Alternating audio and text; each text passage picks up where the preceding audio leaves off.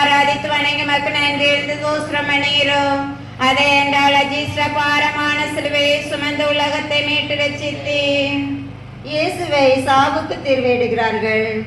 இதோ நண்பரின் சூழ்ச்சியால் இழுத்து வரப்பட்ட இயேசு குருக்களின் பாசறையில் நிற்கிறார். தலைமை குருவின் முன் நிற்கிறார். இழக்கிறான். இயேசு காவலனை பார்த்து கேட்டார், பேச்சில் பிழை இருந்தால் சுட்டி காட்டு, பிழை இருப்பின் கையை நீட்டு, தவறில்லாத பதிலுக்கால் அடிப்பதென்ன நியாயம்? காவலன் அதிர்ந்தான். கெத்செமனேயில் அமைதியாக இருந்தவர் நான் தான் என கையை நீட்டியவர், வெட்டப்பட்ட காதை ஒட்ட வைத்து அனுப்பியவர் இங்கே கோபத்தின் கொழுந்தாய் நிற்கிறாரே என்று காவலன் அதிர்ந்தான். அண்ணாவும் அதிர்ந்தான். மேலும் பயந்தான். விடியும் முன் மரண ஒப்பந்தம் போட வேண்டும். இந்த முறை தப்பவிட்டால் இனி நாம் தப்ப முடியாது. எனவே இரவு முடிய போகிறது. விடியும் முன் இயேசுவை முடிக்க வேண்டும் என திட்டம் தீட்டினான்.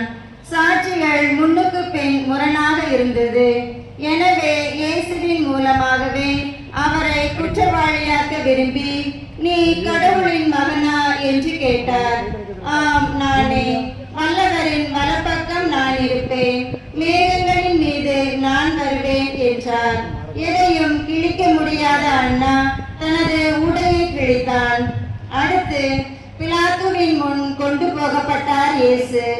அவன் எல்லை பிரச்சனையை காரணம் காட்டி ஏவலவிடாயிரும் மறுத்த விசுவாசிகளின் ஆத்மாக்கள்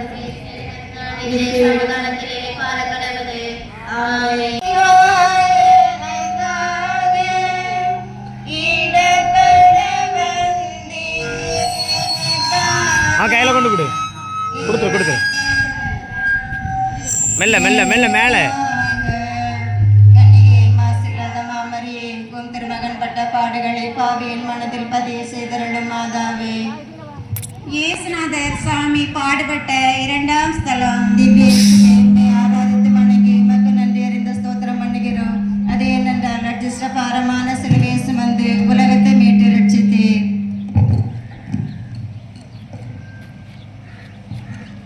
இயேசுவின் தோள் மேல் சிலுவை சுமத்தப்படுகிறது. இருவருமே இறைவாக்கினர்களை நிறைவாக்கினர். ஆனால் இயேசுவின் சாவு மீட்பின் ஏணியானது. யூதாஸ் மரண வழிவின் பாதையானது. இயேசுவின் கையால் அப்பம் பெற்றதும் சாத்தான் நுழைந்ததும் யூதாசுகள் மட்டும்தான்.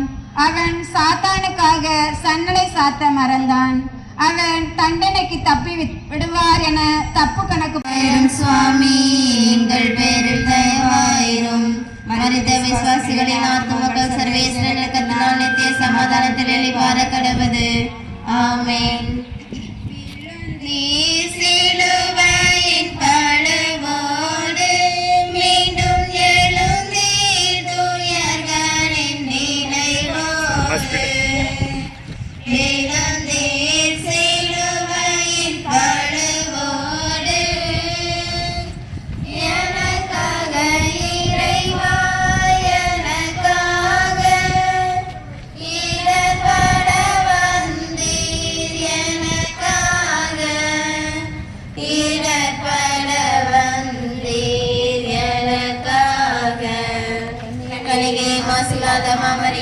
உம் திருமகன் பெற்ற பாடுகளை பாவி மனதில் பதிய செய்தருள மாதாவே.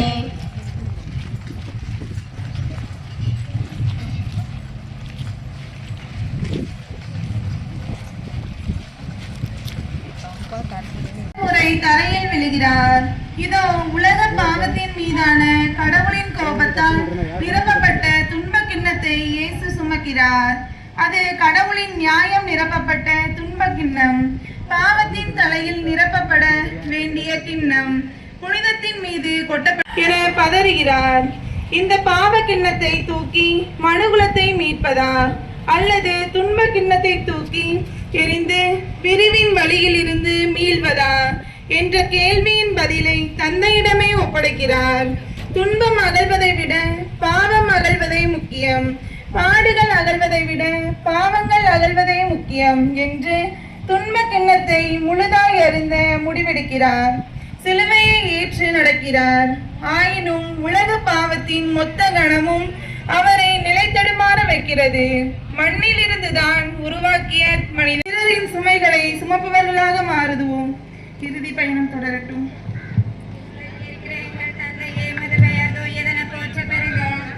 ஆட்சி வருக, மது திருவிழாவின் உலகில் நிறைவேறுவது போல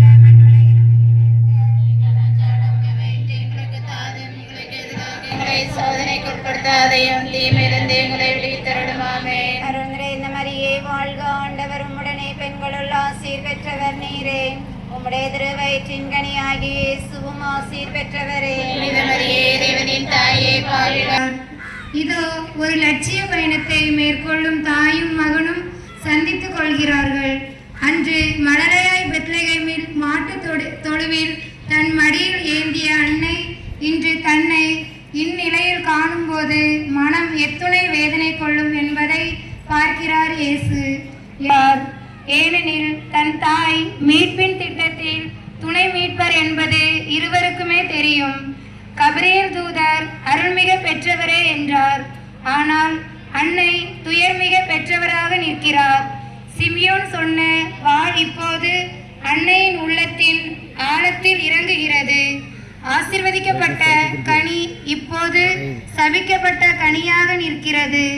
தாய்மையோடு பெத்லகேமில் நாசரேத்தில் வாழ்ந்த காலங்கள் அன்னையின் மனதில் வந்திருக்க வேண்டும். எந்த அன்னையால் முடியும்? அதுவும் படுகொலையின் உச்சத்தில் கொடுமையான மரத்தில் குருதி வழிய மகன் தவிப்பதை காண எந்த அன்னையால் முடியும்? நிறைவேறுக. எங்களுக்கு தாரு. உங்களுக்கு எதிராக குற்றம் செய்வோரை நாங்கள் மன்னிப்பது போல எங்கள் குற்றங்களை மன்னியும். எங்களை சோதனைக்குட்படுத்தாதையும் தீமையிலிருந்து எங்களை விடுவித்தருளுமாமே. அருள் நிறைந்த மரியே ஆண்டவர் உடனே, பெண்களுள் ஆசை பெற்றவள் நீரே. வயிற்றின் கனியாகி என்னதான் வேலை? கட்டாய கட்டளையோ எதிர்பாராத ஏவலோ ஏதோ ஒன்று சீமோன் தோளில் சிலுவையை ஏற்றியது. வழிபோக்கர் சீமோன் இப்போது பலியானவரின் துணையாக மாறி சிலுவை சுமக்கிறார். இயேசுவின் இரத்தம் அவரின் தோளில் பிசுபிசுத்தது. பிறரின் பார்வையில் சிமியோன் குற்றவாளியாய் தெரிந்திருக்கலாம். எனினும் இயேசுவை முதலாய் பார்க்கும் வாய்ப்பு அவருக்கு அப்போதுதான் கிடைக்கிறது. கடைசியாய் உதவும் வாய்ப்பும் அவருக்கே கிடைக்கிறது. எனக்கு விருப்பமில்லை என அவர் விவாத பண்ணவில்லை.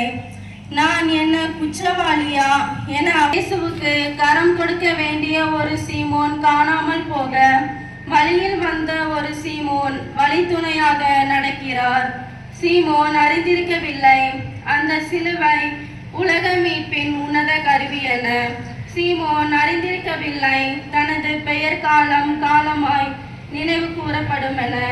என்னை பின்பற்ற விரும்புவோர் நிறைவேறுவது போல மண்ணுலகிலும் நிறைவேறுக. எதிராக குற்றம் செய்வோரை நாங்கள் மன்னிப்பது போல எங்கள் குற்றங்களை மன்னியும். எங்களை சோதனைக்கு உட்படுத்தாதையும் தீமையிலிருந்து எங்களை விடுவித்தருளுமாமே.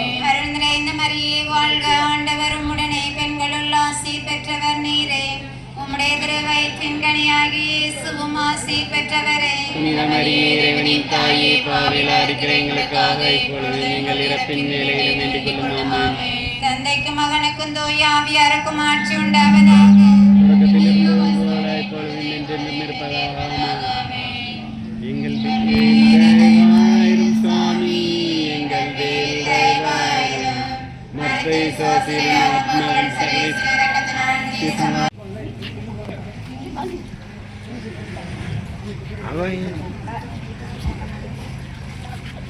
ஸ்லோ, மெல்ல மெல்ல.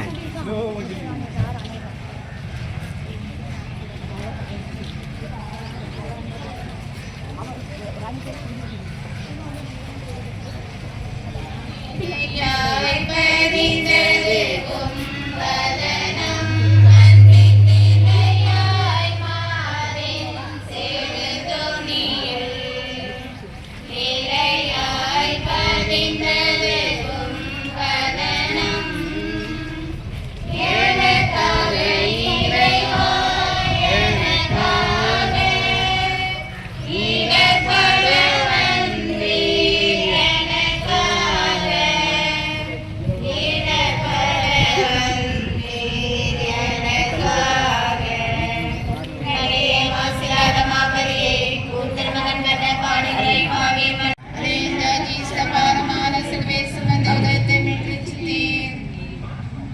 இயேசுவின் முகத்தை ஒரு பெண் துடைக்கிறாள். சிலுவை பயணத்தில் பெண்கள் இயேசுவை தேய்ச்சி ஆறுதல் தர முற்படுகிறார்கள். முதலில் இயேசுவின் தாய் மரியாள், இப்பொழுது வெரோனிகா என்ற பெண்.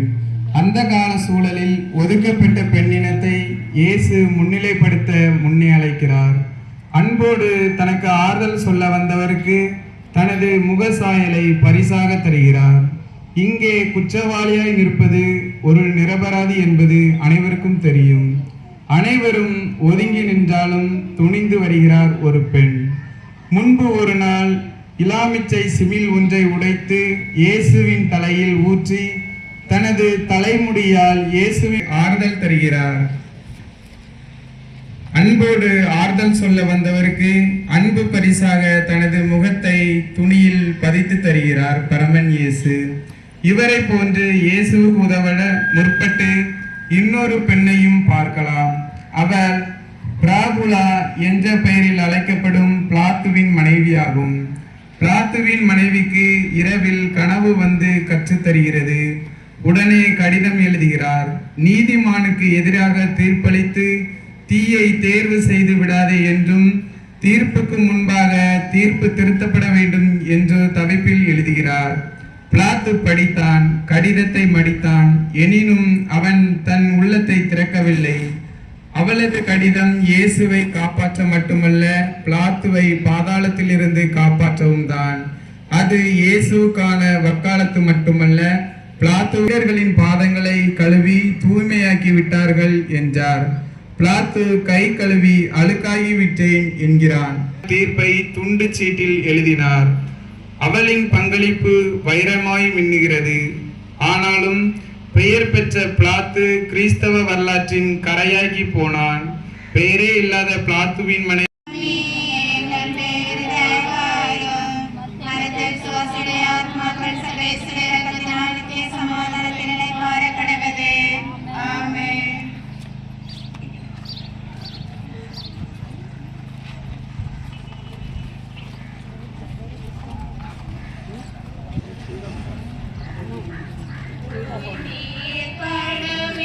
ஸ்லோ.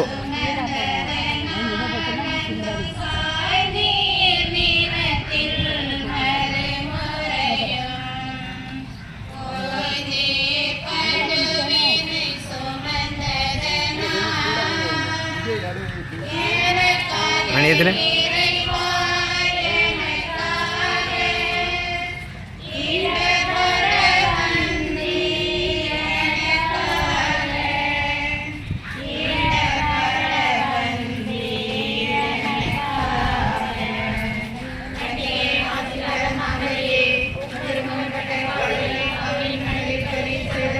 கீழே விழுகிறார். பிதாவிடமிருந்து வந்த இயேசு பிதாவை அடைய வேண்டுமெனில் தாழ்மையின் அடிவாரத்தை அடைய வேண்டும். தாழ்ச்சியை எவ்வாறு அடைவது என்பதை கல்வாரி மலையில் படமாக்கி காட்டுகிறார் இயேசு. இதோ உலகில் உங்களுக்கு உபத்திரம் உண்டு என்றவர் விழுந்து விழுந்து எழுகிறார். நாம் சாவில் விழாமல் இருக்க அவர் தரையில் விழுகிறார். பணிவாய் இருப்பதற்கு பணிந்து கிடக்கிறார். சிலுவை அவர் விரும்பி இருக்கவில்லை, நம்மை விரும்பியதால் ஏற்றுக்கொண்டார். பாடுகள் அவருக்கு பஞ்சு மெத்தையும் அல்ல. அவர் மனித போர்வையில் வந்த இறைவன் அல்ல, மனிதனாகவே வந்த இறைமகன். இதோ கோதுமை மணியாய் மண்ணில் வீழ்கிறார். நாம் விண்ணக வாழ்விற்கு போக விரும்பவில்லை. நாம் இல்லாத விண்ணகம் அவருக்கு பிரியமானதும் இல்லை என்று கூறி உயிர் கொடுக்க தயாராகிறார். உலக பாவ சுமையை சுமந்ததால் ஒரு கணம் கூட பிரியாத தந்தையை பிரிந்தேன். உன்னை பிரியாமல் இருக்க தந்தையை பிரிந்தேன். வீதிகளில் விதையாகி சிலுவையில் கனியானேன். சிலுவை அலங்கார பொருள் அல்ல, அது விண்ணகத்தின் வழிகளை நன்கு அறிந்த ஓர் ஏணியாகும். நான் சிலுவை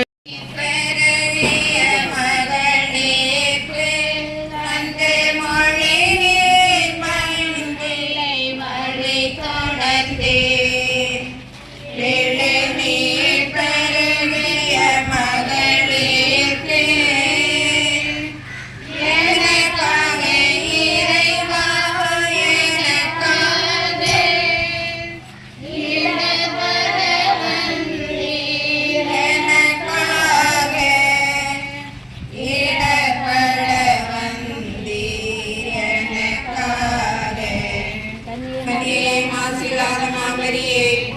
திருமகன் பாடுகளை பாவின் மனிதர்களே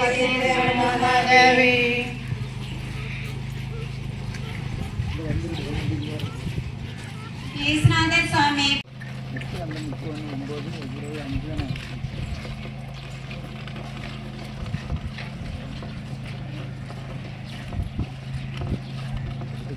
லட்சிய பயணம் தொடர்கிறது. பெரும் திரளான ஆண்கள் அமைதியாய் தொடர்ந்து வர பெண்களோ ஒப்பாரிகளோடு வருகின்றனர். இவர்கள் கண்ணீரை சுமந்து வரும் மகளிர் அல்ல, ஒப்பாரிகளை சுமந்து வரும் எருசலேம் மகளிர். தகுந்த தயாரிப்போடு வந்து ஒப்பாரியை ஒப்பித்து போகும் மகளிர். இவர்களின் கண்ணீர் பாசத்தின் வெளிப்பாடு அல்ல, கூலிக்கான வெறும் கூச்சல். முன்பர்கள் நினைத்தால் கதறல் வரும், அழைத்ததும் அழுகை வரும். இயேசு சொன்னார், எருசலேம் மகளிரே, எனக்காக அழாதீர்கள், உங்களுக்காகவும் உங்கள் பிள்ளைகளுக்காகவும் அழுங்கள். இயேசுவுக்காக அழாதீர்கள், மாறாக கிறிஸ்துவுக்காக அழுங்கள். ஏனெனில் இயேசு எனும் மனிதரை தீர்த்து விடலாம், ஆனால் கிறிஸ்து எனும் நீதியில் தனது கண்களுக்கு அவர் கட்டுப்பாடு விதிக்காமல் இயேசு அழுதார். அழுகை உடைந்த உள்ளத்தின் விழி கசிவாய் இருக்கலாம், வெறுமனே போலித்தனத்தின் பிசுபிசுப்பாய் இருக்க வேண்டாம் என்கிறார் இயேசு. எருசலேமில் நுழைந்ததும் இயேசு எருசலேமிற்காய் அழுதார். இப்போதோ எருசலேம் மகளிரின் அழுகைக்காய் உள்ளம் கலங்குகிறார். இயேசு கொலைத்தலத்தையும் பணித்தலமாய் மாற்றுகிறார். அதிகாரிகள் முன் அமைதி காத்தவர், ஏளனங்கள் முன் மௌனமாக இருந்தவர் இங்கே மங்கையரின் அழுகைக்கு அறிவுரை வழங்குகிறார். எனக்காக அழாதீர்கள், உங்கள்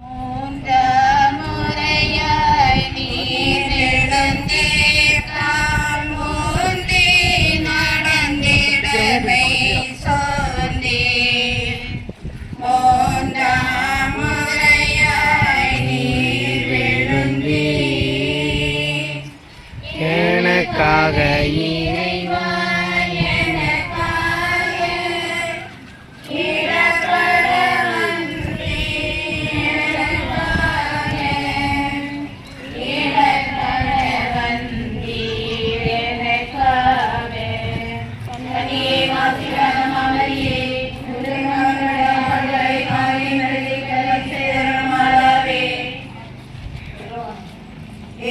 சுவாமி பாடுபட்ட உங்களால் சலம்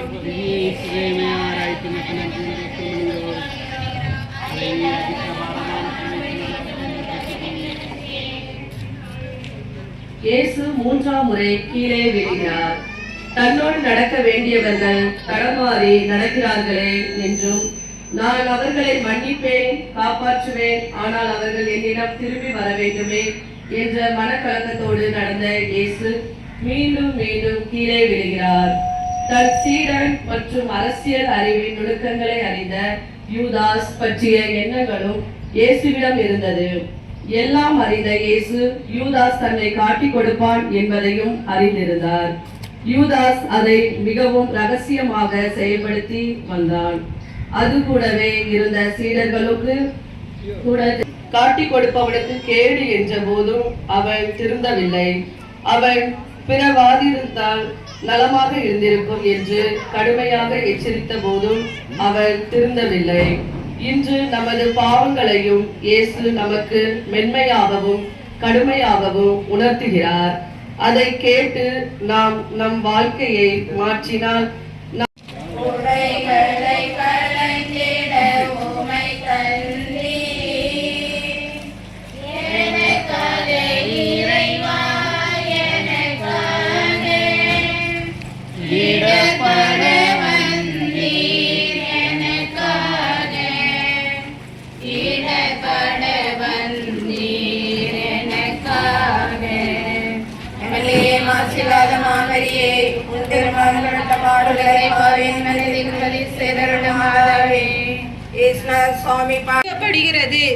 நமக்கு நீதியின் ஆடை அணிவிக்க வந்தவரின் ஆடைகளை வலுக்கட்டாயமாக பறிக்கிறது சிலுவை. ஆதாமின் பாவம் அவரை ஆடை அணிய வைத்தது. ஆண்டவரின் புனிதம் ஆடைகளை இழக்க வைக்கிறது. அழிந்து போகின்ற தங்கள் ஆன்மாவை பற்றி கவலைப்படாத கூட்டம் கிழிகின்ற அங்கிகளாய் கவலைப்படுகிறது. அவர் ஆடை விலை உயர்ந்ததாயிருந்தது. அதை அகற்றி அவரை ஏளனம் செய்ய ஒரு பெரிய அங்கியை அணிவித்தனர். சொந்தமாக்கிக் கொள்ள ஆயத்தமாகிறார்கள். ஆண்டவனை இழக்க விரும்பியவர்கள் ஆடையை இழக்க விரும்பவில்லை. தையலே இல்லாமல் நெய்த அந்த மேலாடை வசீகரமாயிருந்தது. இயேசுவின் உடலை கிழிக்க தயங்காதவர்கள் அவரது ஆடையை கிழிக்க தயங்குகிறார்கள்.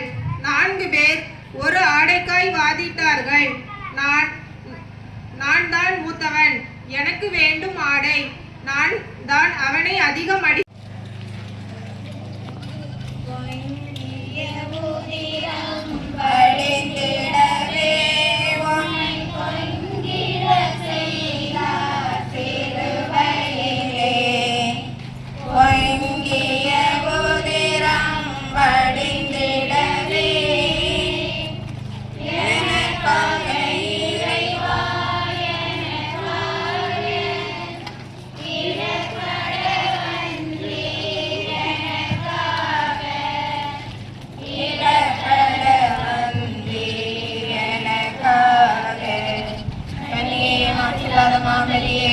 திருமகன் பட்ட பாடுகளை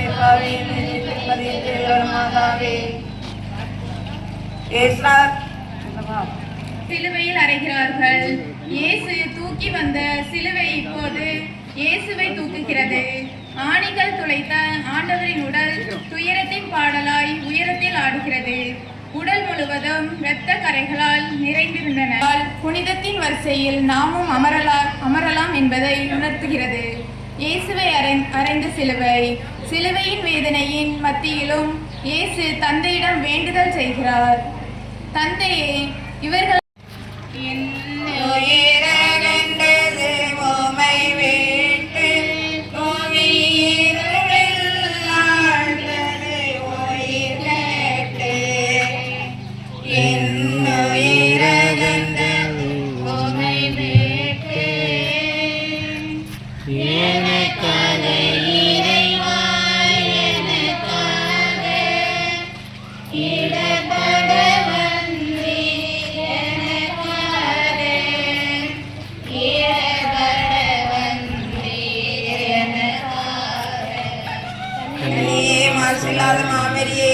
திருமகன் பட்ட பாடுகளை பாவியின் இதயத்தில் பதிய செய்தருளும் மாதாவே.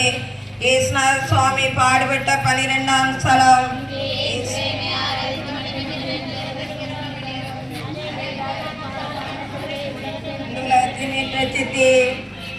இயேசு சிலுவையில் உயிர் விடுகிறார்.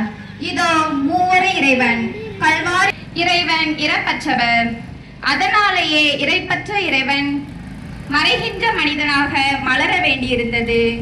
இதோ இயேசு இரக்கத்தை இறக்கி வைத்துவிட்டு இறக்கிறார். எல்லாம் முடிந்ததென மனிதர்கள் நினைக்க இயற்கை கோர என ஆரோன் காலத்திலேயே எச்சரிக்கப்பட்டது. இயேசுவோ கடந்து செல்லுங்கள், வாழ்வீர்கள் என தனது மரணத்தால் கிழித்து வைக்கிறார். இனி கடவுளுக்கும் மனிதனுக்கும் இடையே தடுக்கும் திரை இல்லை. தன் இனமோ பிற இனமோ அனைவரையும் இதோ தடுக்கும் திரை சேர்ந்து வைக்கிறது. காணிக்கை செலுத்தும் முன் மனத்தாங்கள் இருந்தால் முதலில் அதை சரி செய்ய சொன்னவர் தன்னை காணிக்கையாக கையளித்த போதும் மனத்தாங்கள் இல்லை என்பதை மன்னிப்பின் குரலாக உறுதி செய்கிறார். எல்லாம் நிறைவேறிவிட்டது. இறைவாக்குகள் நிறைவேறிற்று. இறைவனின் சித்தம் நிறைவேறிற்று. தந்தையின் கரங்களிலிருந்து இயேசுவுக்கு தந்தையிட்ட பணியை முழுமையாக செய்து முடித்து விட்டார். பாவிகள் மீட்பு பெற வந்தவர் பாவியான கள்வனை மீட்டு மீட்பு பணியை தொடங்கிவிட்டார். நல்ல கள்வனின் மனமும் ஆவலும் நம்மிடம் இருக்கிறதா? சிந்திப்போம். நாம் இயேசுவை விண்ணகத்தை பார்த்து நடந்து தந்தை இறைவனின் வார்த்தைக்கு பணிந்து அவரின் திருவுளத்தை நிறைவேற்றுவோமா? இறுதி பயணம் தொடரட்டும். விண்ணுலகில் இருக்கிற எங்கள் தந்தையே, எமது பெயர் தூயதென போற்ற பெறுக. எமது ஆட்சி வருக. எமது திருவுளம் விண்ணுலகில் நிறைவேறுவது போல மண்ணுலகிலும் நிறைவேறுக.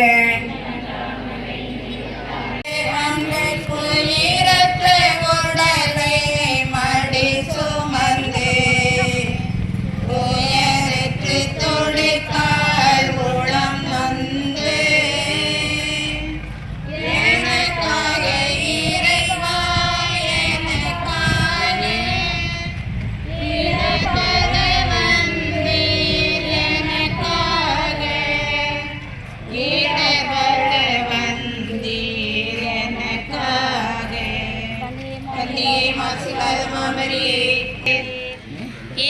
சிலுவை நின்று இறக்கப்படுகிறார்.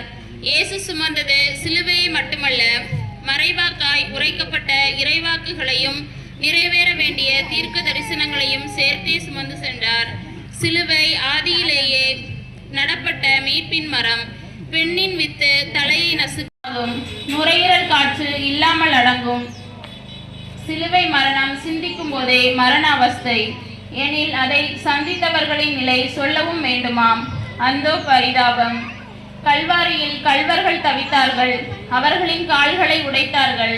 இயேசு சலனமற்று கிடந்தார், உயிரை கையில் ஒப்படைத்துவிட்டு மரணத்தில் நுழைந்திருந்தார்.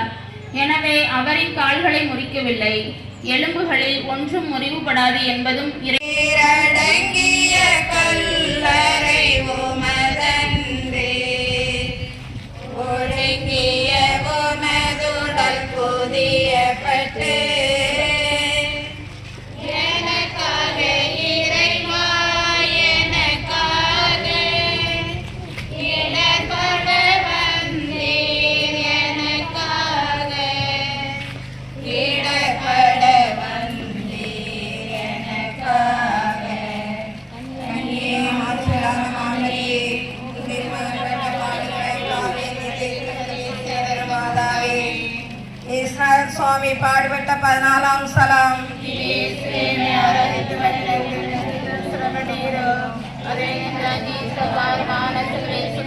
இறக்கப்பட வேண்டும், அடக்கப்பட வேண்டும். மிச்சம் இருப்பதோ வெறும் 3 மணி நேரங்கள் தான். நாளை ஓய்வு நாள், ஒன்றும் செய்ய முடியாது. பறந்து போய்விட்டார்கள். இயேசுவின் சகோதர சகோதரிகள் என அழைக்கப்பட்டவர்களும் சத்தமின்றி மறைந்து போனார்கள். வெளிச்சத்தில் நடந்தவர்கள் இருட்டில் மறைய, இருட்டில் நடந்தவர்களை வெளிச்சத்திற்கு அழைக்கிறார் இறைவன். நிக்கோதேமுவும் அரிமத்தியா யோசிப்புக்குள் நுழைகிறேனா அல்லது இன்னும் பாவத்தில் திளைக்கிறேனா? என நெற்றியில் சிலுவை வரைகிறேனா அல்லது இயேசுவின் சிலுவையில் வரையப்பட்டிருக்கிறேனா? சிந்திப்போம். சிலுவை என்பது நான் கிறிஸ்தவன் என்பதற்கான அடையாளமா? இல்லை, நான் கிறிஸ்துவில் வாழ்வேன் என்பதன் அதிகாரம். இது வாழ்வின் மரம் சுமந்த அழிவின் மரம். இது நான் விண்ணகம் ஏறி செல்ல நிறுத்தப்பட்டீராக மிதக்கிறேனா அல்லது இயேசுவின் தலையில் முள்முடி முள்ளாய் குத்துகிறேனா அல்லது அவரது உடைகளை கவர்ந்த காவலர் கூடத்தில் கலக்கிறேனா என சிந்திப்போம். சிலுவை ஆன்ம வெற்றியின் அடையாளம். சிலுவை